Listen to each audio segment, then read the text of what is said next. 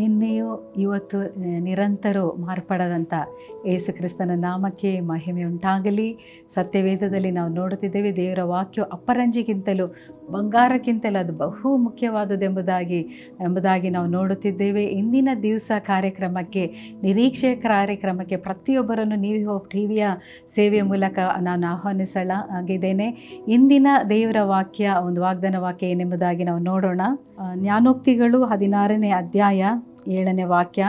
ಯೆಹೋವನು ಒಬ್ಬನ ನಡತೆಗೆ ಮೆಚ್ಚಿದರೆ ಅವನ ಶತ್ರುಗಳನ್ನು ಮಿತ್ರರನ್ನಾಗಿ ಮಾಡುತ್ತಾರೆ ಎಂಬುದಾಗಿ ನಾವು ಈ ದಿವಸದಲ್ಲಿ ವಾಕ್ಯದಲ್ಲಿ ನಾವು ನೋಡುತ್ತಿದ್ದೇವೆ. ಕ್ರಿಸ್ತನಲ್ಲಿ ಪ್ರಿಯರೇ, ಈ ನಿರೀಕ್ಷೆಯ ವಾಗ್ದಾನ ವಾಕ್ಯ ಒಂದು ನಮಗೆ ಜಯವನ್ನು ಕೊಡುವಂಥದ್ದಾಗಿದೆ.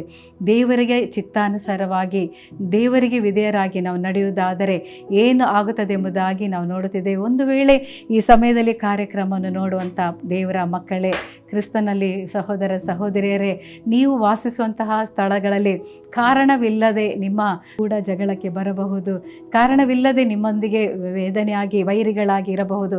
ಇಲ್ಲ ಕೆಲಸ ಮಾಡೋ ಸ್ಥಳದಲ್ಲಿ ನೀವು ಪ್ರಾಮಾಣಿಕತೆಯಿಂದ ಕೆಲಸ ಮಾಡಿದರೂ ಸಹ, ಪ್ರೀತಿಯಿಂದ ನಡ್ಕೊಂಡರೂ ಸಹ, ಎಲ್ಲರೊಂದಿಗೆ ನೀವು ಅನ್ಯೋನ್ಯವಾಗಿ ಇದ್ದರೂ ಸಹ, ನಿಮಗೆ ಕಾರಣವಿಲ್ಲದ ವಿರೋಧವಾಗಿ ಜನರುಗಳು ಎದ್ದೇಳುವಾಗ ನೀವು ಸೋತು ಹೋಗಿ ವೇದನೆಯಲ್ಲಿ ಇರುವ ಸಮಯ ಇರೋದಾದರೆ ಈ ವಾಕ್ಯ ಹೇಳುತ್ತದೆ, ಯೆಹೋವನು ಒಬ್ಬನ ನಡತೆಗೆ ಮೆಚ್ಚಿದರೆ ಅವನ ವೈರಿಗಳನ್ನೆಲ್ಲ ದೇವರು ಏನು ಮಾಡ್ತಾರಂತೆ, ಸಮಾಧಾನವಾಗಿ ಬರುವಂತೆ ಮಾಡ್ತಾರೆ. ಹೌದು, ಒಂದು ವೇಳೆ ನಮ್ಮ ನಡತೆಗಳು, ನಾವು ನಡೆಯುವಂಥ ನಡತೆ, ನಮ್ಮ ಎಲ್ಲ ಕ್ರಿಯೆಗಳು ದೇವರಿಗೆ ಮೆಚ್ಚುಗೆ ಆಗಿರೋದಾದರೆ, ದೇವರ ಚಿತ್ತಕ್ಕೆ ವಿಧೇಯರಾಗಿ ನಾವು ನಡೆಯೋದಾದರೆ, ಆತನ ವಾಕ್ಯಗಳಿಗೆ ನಾವು ವಿಧೇಯರಾಗಿ, ಕಟ್ಟಳೆಗಳಿಗೆ ನಾವು ನಡೆಯೋದಾದರೆ, ಖಂಡಿತವಾಗಿಯೂ ದೇವರು ನಮಗೋಸ್ಕರ ಯುದ್ಧ ಮಾಡುತ್ತಾನೆಂಬುದಾಗಿ ನಾವು ನೋಡುತ್ತಿದ್ದೇವೆ.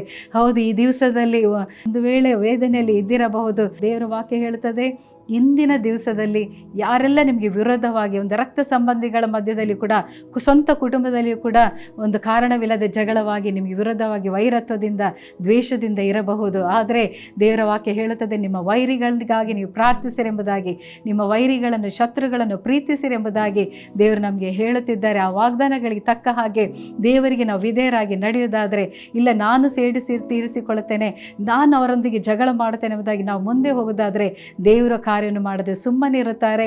ಈ ದಿವಸದಲ್ಲಿ ವಾಗ್ದಾನಕ್ಕೆ ಅನುಗುಣವಾಗಿ ದೇವರು ಹೇಳ್ತಾರೆ, ದೇವರು ಒಬ್ಬನ ನಡತೆಗೆ ಮೆಚ್ಚುವುದಾದರೆ, ಅಂದರೆ ನಮ್ಮ ನಡೆನುಡಿಗಳು, ನಮ್ಮ ನಡತೆಗಳು ಯಾವ ರೀತಿ ಇದೆ ಎಂಬುದಾಗಿ ನಾವು ಒಂದು ಸಲ ನಾವು ಯೋಚಿಸಿ ನೋಡಿ. ಈ ಕಾರ್ಯಕ್ರಮವನ್ನು ನೋಡುವಂಥ ಪ್ರತಿಯೊಬ್ಬರು ದೇವರಿಗೆ ವಿಧೇಯರಾಗಿ, ದೇವರಿಗೆ ಮೆಚ್ಚುಗೆಯಾಗಿ ನಡೆಯುವುದಾದರೆ, ಇಂದಿನ ದಿವಸದಲ್ಲಿ ನಿಮಗೆ ಎಲ್ಲೆಲ್ಲ ವೈರಿಗಳಿದ್ದಾರೋ, ಎಲ್ಲೆಲ್ಲ ಶತ್ರುಗಳಾಗಿ ಕಾಣುತ್ತಿದ್ದಾರೋ, ಅವರೆಲ್ಲರನ್ನು ದೇವರು ನಿಮ್ಮ ಕಾಲ ಕೆಳಗೆ ಬರುವ ಹಾಗೆ ಮಾಡುತ್ತಾರೆ.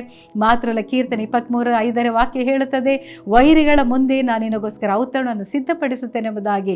ಖಂಡಿತವಾಗಿಯೂ ನೀವು ಸುಮ್ಮನಿರುವಾಗ ದೇವರು ನಿಮಗೋಸ್ಕರ ಯುದ್ಧ ಮಾಡ್ತಾರೆ. ಕ್ರಿಸ್ತನಲ್ಲಿ ಪ್ರಿಯರೇ, ಹೌದು, ನೀವು ಬೇಸರಗೊಳ್ಳುವುದೇ ಬೇಡ. ಇಷ್ಟು ವೈರಿಗಳು ನನಗೆ ವಿರುದ್ಧವಾಗಿ ಎದ್ದಿದ್ದಾರಲ್ಲ ಎಂಬುದಾಗಿ ನೀವು ದುಃಖ ಪಡೋದು ಬೇಡ. ದೇವರಿಗೋಸ್ಕರ ನೀವು ನಿಲ್ಲಿರಿ, ದೇವರು ನಿಮಗೆ ಸಹಾಯ ಮಾಡ್ತಾರೆ. ನಾವು ಪ್ರಾರ್ಥನೆ ಮಾಡೋಣ.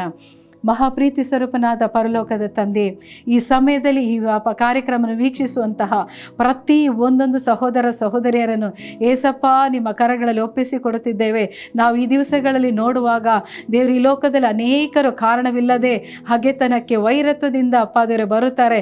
ಕುಟುಂಬದಲ್ಲಿ ಕಾರಣವಿಲ್ಲದೆ ಮತ್ಸರದಿಂದ, ರಕ್ತ ಸಂಬಂಧಗಳಲ್ಲಿ ಜಗಳಗಳು, ದ್ವೇಷಗಳು, ಅಪ್ಪ ತಂದೆಯಾದ ಮತ್ಸರದಿಂದ ವಿರೋಧವಾಗಿ ನಡೀತಾರೆ. ಅಪ್ಪ, ಆ ಥರದಲ್ಲಿ ಕಾರ್ಯಕ್ರಮ ನೋಡುತ್ತಿರೋ ಮಕ್ಕಳಿಗೆ, ಇದೋ ನಾವು ವಾಸಿಸುವಂಥ ಸ್ಥಳದಲ್ಲಿ ಕಾರಣವಿಲ್ಲದೆ ನಮ್ಮೊಂದಿಗೆ ಜಗಳಕ್ಕೆ ಬರ್ತಾರಲ್ಲ ಎಂಬುದಾಗಿ ವೇದನೆಯಾಗಿ ಈ ಕಾರ್ಯಕ್ರಮವನ್ನು ನೋಡೋದಾದರೆ, ಕೆಲಸ ಸ್ಥಳದಲ್ಲಿ ನಾವು ಎಷ್ಟು ಪ್ರಾಮಾಣಿಕತೆಯಿಂದ ಇದ್ದೇವೆ, ಪ್ರೀತಿಯಿಂದ ಇದ್ದೇವೆ, ಆದರೂ ನಮಗೆ ವಿರುದ್ಧವಾಗಿ, ನಮ್ಮ ಪ್ರಮೋಷನ್ಗೆ ವಿರುದ್ಧವಾಗಿ ವೈರತ್ವದಿಂದ ತಡೆ ಮಾಡುತ್ತಿದ್ದಾರಲ್ಲ ಎಂಬುದಾಗಿ ಈ ಕಾರ್ಯಕ್ರಮವನ್ನು ನೋಡುವಂತಹ ಪ್ರತಿ ಒಂದೊಂದು ದೇವರೇ ಮಕ್ಕಳನ್ನು ನಿನ್ನ ಕರಗಳಲ್ಲಿ ಒಪ್ಪಿಸಿಕೊಡುತ್ತಿದ್ದೇನೆ.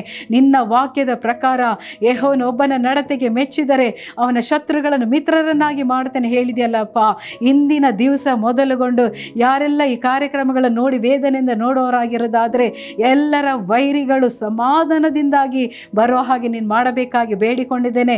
ಎಲ್ಲ ವೈರಿಗಳ ಮುಂದೆ ಕರ್ತನೇ ಇವರನ್ನು ಅಪಾದೇವರು ಹೆಚ್ಚಿಸಿ ಆಶೀರ್ವದಿಸಿ ಎಂಬುದಾಗಿ ನಾನು ಬೇಡುತ್ತಿದ್ದೇನೆ. ಯಾವ ವೈರತ್ವಗಳು ಇದ್ದರೂ, ಯಾವ ದ್ವೇಷಗಳು ಇವರಿಗೆ ವಿರುದ್ಧವಾಗಿ ದೇವರ ಮಕ್ಕಳಿಗೆ ಇದ್ದರೂ, ನೀನು ಅದೆಲ್ಲವನ್ನು ತೆಗೆದು ಪ್ರತಿಯೊಬ್ಬರ ಸಮಾಧಾನವಾಗಿ ಇವರ ಜೊತೆಯಲ್ಲಿ ಬರುವಂತೆ ಮಾಡಪ್ಪ. ಏಸಪ್ಪ ನಿನ್ನ ನಾಮಕ್ಕೆ ಮಹಿಮೆ ತರುವಾಗ, ನಿನ್ನ ಅಪಾದರ ಕಟ್ಟಳೆಗಳಿಗೆ ವಿಧೇಯರಾಗಿ ನಡೆಯುವಾಗ, ನಿನ್ನ ಚಿತ್ತಕ್ಕೆ ಅಪಾದರ ಯೇಸು ಸ್ವಾಮಿ ಅನುಸಾರವಾಗಿ ನಡೆಯುವಾಗ ನೀನು ಯುದ್ಧ ಮಾಡೋ ದೇವರಾಗಿದ್ದೀರಿ, ನೀನು ಆಶೀರ್ವದಿಸೋ ದೇವರಾಗಿದ್ದೀರಪ್ಪ. ಇಂದು ಮೊದಲುಗೊಂಡು ಪ್ರತಿ ಒಬ್ಬೊಬ್ಬರ ಈ ವಾಗ್ದಾನ ವಾಕ್ಯದ ಪ್ರಕಾರವಾಗಿ ಯೇಸುವೆ ಅವರ ಶತ್ರುಗಳೆಲ್ಲ ಇಂದು ನೀನು ಮಿತ್ರರನ್ನಾಗಿ ಮಾಡಿ ಅವರ ಉನ್ನತ ಸ್ಥಾನದಲ್ಲಿಯೂ ಸಮಾಧಾನದ ನಿಲಯಗಳಲ್ಲಿ ವಾಸಿಸುವಂತೆ ಮಾಡೋದಕ್ಕಾಗಿ ಸ್ತೋತ್ರ. ಎಲ್ಲ ಸ್ತುತಿ ಘನ ಮಾನ ಮಹಿಮೆ ಯೇಸುವೆ ನಿಮಗೊಬ್ಬರಿಗೆ ಸಲ್ಲಿಸುತ್ತಿದ್ದೇವೆ. ಯೇಸು ಕ್ರಿಸ್ತನ ನಾಮದಲ್ಲಿ ಬೇಡಿದ್ದೇವೆ ತಂದೆ, ಆಮೇನ್.